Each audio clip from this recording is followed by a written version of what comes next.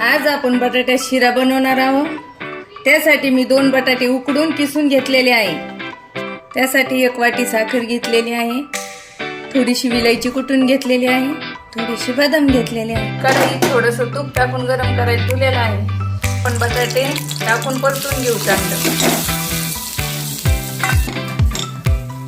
आता बटाटे चांगलं परतून घेऊ। बटाटा चांगलं परतलेलं आहे। यात आपण साखर घालून घेऊ।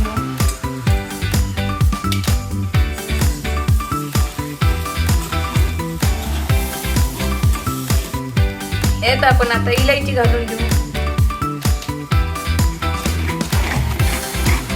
अशा प्रकारे आपला शिरा बनलेला आहे। आता आपण याला प्लेटीत काढून घेऊ। आता आपला शिरा रेडी झालेला आहे। व्हिडिओ आवडला असल्यास लाईक करा, शेअर करा।